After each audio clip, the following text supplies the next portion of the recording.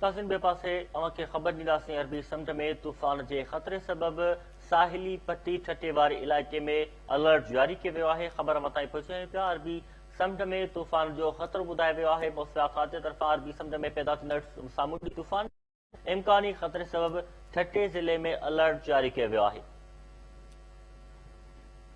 अरबी समुंड में पैदा थियल सामूंडी तूफ़ान खे तोक़ताई जो नालो ॾिनो वियो आहे। ज़िले जे समूरनि सरकारी इदारनि जे अमलदारनि जूं मोकलूं रद्द कयूं वियूं आहिनि।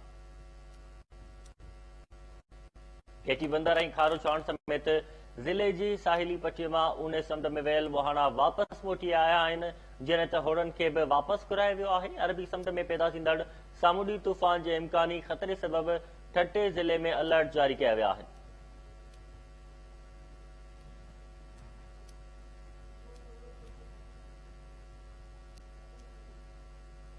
वधीक तफ़सील मालूम कंदासीं ठटो मां KTN न्यूज़ जे रिपोर्टर महबूब बुरई खां। जी महबूब बुरई।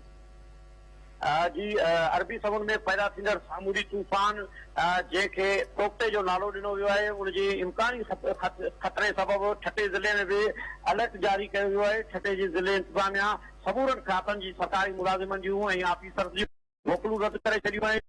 ठटो पंहिंजे जारी कयल हुकुमनामे में जिते माहीगीर केटी बंदर खारो छाण ऐं घोड़ाबारी साकरे जे साहिल तां समुंड में वेंदड़ जेके मुहाणा आहिनि उन्हनि खे रोकियो वियो आहे। उन्हनि खे हिदायत कई वई आहे त उहे गहरे समुंड में न वञनि।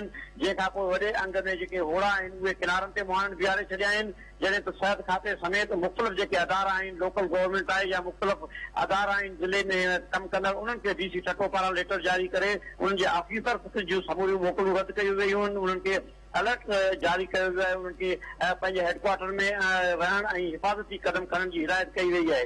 उन सां गॾोगॾु साहिली पट्टी मां चूंडियल MP अली हसन ज़रदारी पोइ ठटे पहुतल आहे, जंहिं ठटे जे ज़िले इंतिज़ामिया सां राब्ता कया आहिनि ऐं उन सां ॻाल्हि ॿोल थी आहे। उनजो चवणु आहे त केटी बंदर खारो छाण ऐं घोड़ाबारी जे साहिल ते हिफ़ाज़ती इम्कान जे पेश नज़र कुझु जेके मशीनरी उते मूव कई वई आहे त जीअं इम्कानी सूरताल खे मोड़ ॾेई सघिजे।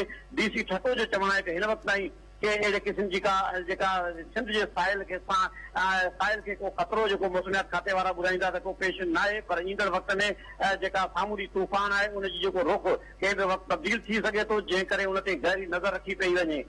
जेके मौसमियात खाते पारां जेके जारी कयल जेके अंग खरा आहिनि उन मुताबिक़ हिन वक़्त ताईं जेके गुजरात खां 250 किलोमीटर जे फ़ासिले ते जेको हीउ समुंड में गहरे समुंड में हीउ सामूंडी तूफ़ान बणिजी चुको आहे। उनजी जेका शिदत आहे उहा ईंदड़ 2 ॾींहंनि में वधी सघे थी, जंहिं करे उनजी शिदत वधण खां पोइ इहो अंदाज़ो लॻाए सघिजे थो त उनजो अंदाज़ो लॻाए सघिबो त उनजो जेको आहे मूवमेंट आहे या उनजो रुख़ आहे उहो हिंदुस्तान तरफ़ थिए थो या पाकिस्तान जे सिंध जे साहिल तरफ़ थिए थो। उनजो अंदाज़ो ईंदड़ 2 ॾींहंनि में ग़ैर लॻाए सघिबो, पर हिन वक़्त ताईं ज़िले इंतिज़ामिया ठटे जी साहिली पट्टीअ में जेके मुहाणनि खे जिते रोकियो वियो आहे उते समूरनि अदारनि खे अलर्ट कयो वियो आहे ऐं सरकारी खातनि जे ऑफिसरनि जूं मोकलूं बि रद्द कयूं वयूं आहिनि। जी महबूब बुरई, अव्हांजी वॾी महिरबानी अपडेट करण लाइ।